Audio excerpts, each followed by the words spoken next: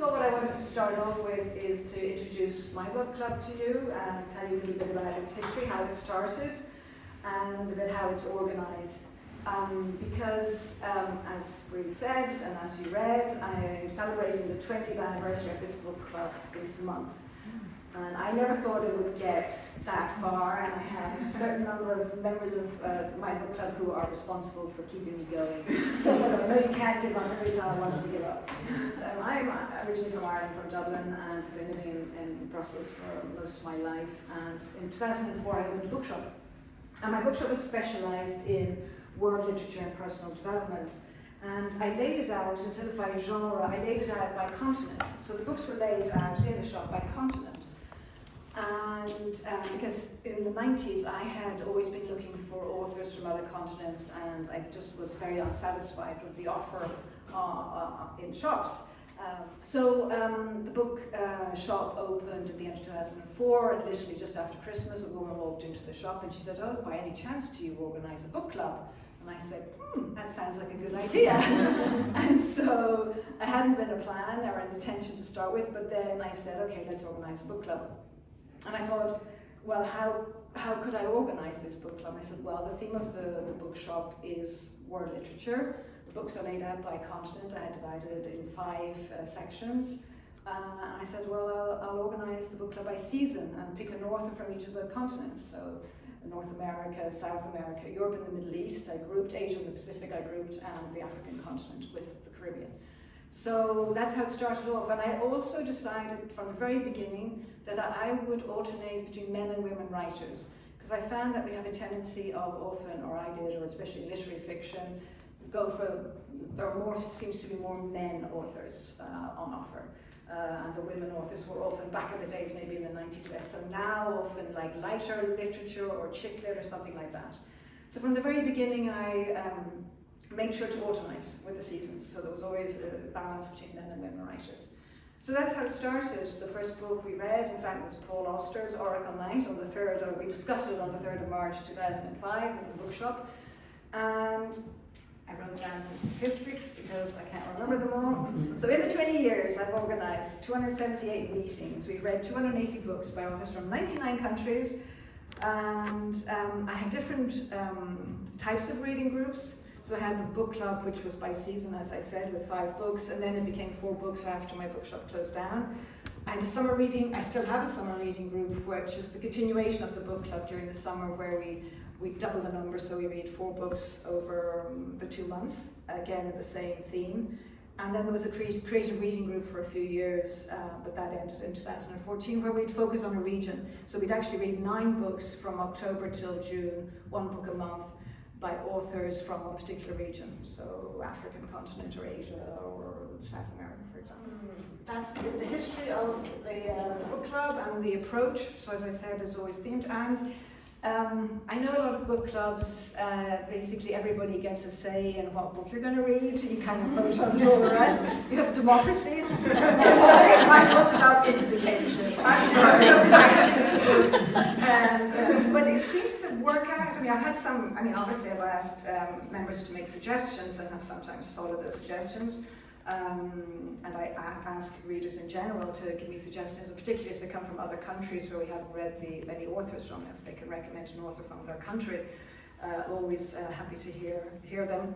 But since these lovely ladies have always said, we love the books you choose, even if their themes are quite hard at times, and I'm often criticised by, I said, well, have you looked around at the world? It's so hard out there. So it's more challenging. I think a book is interesting as something to challenge when I always find I'm always looking for inspiration in books, and it's one of my motivations for reading.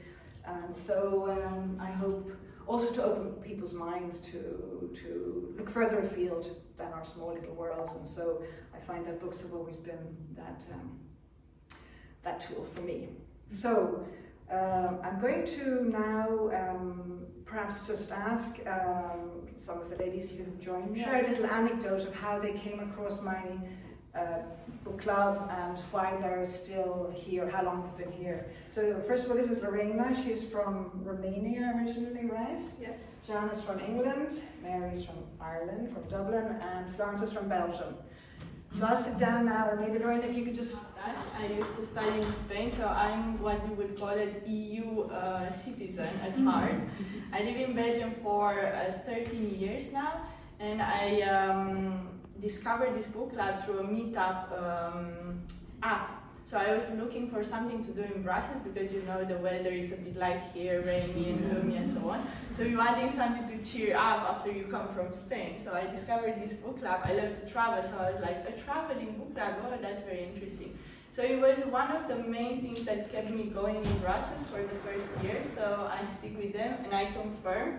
For the summer reading, you are on a nice beach somewhere, you try to relax for your summer holiday, and then you get one of the books, and it's like, why am I reading such a serious book on the beach? I want to relax.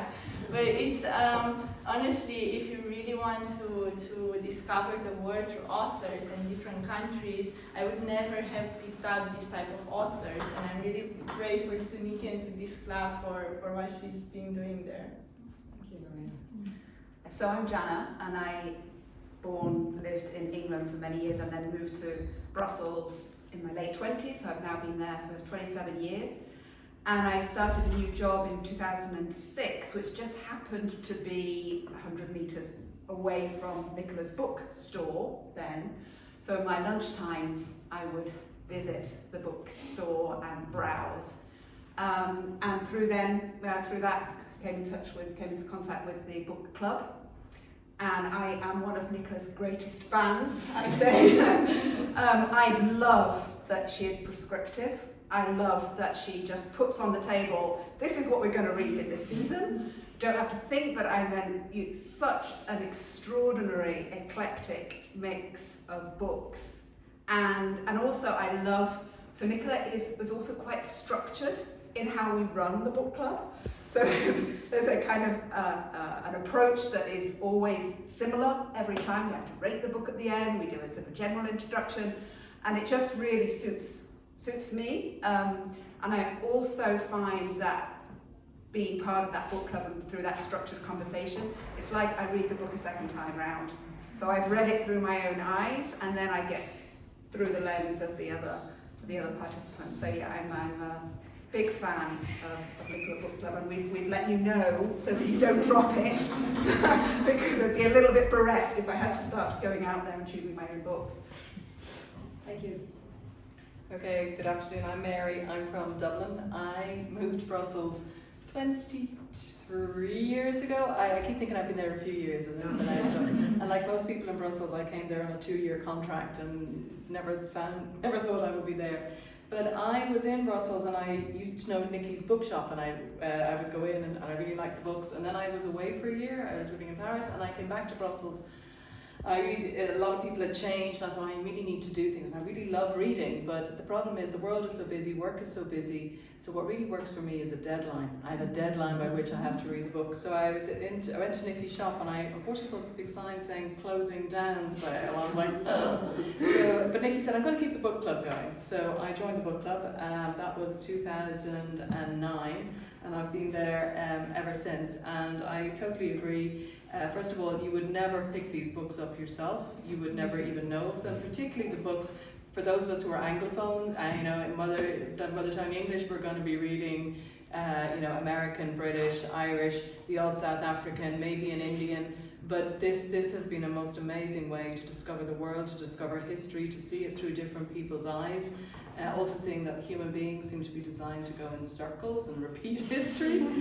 We just did recently on this one the Spanish Civil War, and I see echoes today on that. It's also been fantastic to meet different people, and I'm always amazed at the people who are reading through English as a second language. That I'm always, that this is fantastic. And it also has let people do different things. We've one of our colleagues who can't join us today. She's from New Zealand, but we read a book from Uzbekistan. Was it last season? She went on our holidays to Uzbekistan. Really, really No, it's the most wonderful way. And on a very practical level, my Christmas and birthday gift lists are now sorted. I've read the book. I know what's going to suit. I've had to actually now keep a spreadsheet. This is sad, but I will end up giving people repeat books. But no. And what's also nice, our book club is really friendly. With COVID, we went online. We're still online because it just makes life easier. But we do meet up for the summer book club. We do meet up, and so this is also an occasion for us to meet in person. So thank you, Ennis Festival. She's the newbie. Yeah, I'm the latest number, and I was recruited by Jana, who's a friend of mine, and I had been hearing about the book club for a few years already, but through different circumstances, including money for buying books, which was not always available. I joined last summer. Jana kind of pushed me a little bit, and she said, "I have all 4 of the books, and we can just share them." And so we take turns and I really enjoyed it. And the first meeting after the summer was a get together, so I met people in person. So that was a really good start to then go online. And yeah, I really enjoy the discussions and the different views. And yes, as been said, a new way of looking at a book that you thought you kind of already knew because you'd read it and understood it, but different people see different things or pick out different things, and yeah, I find that very interesting. Thank you.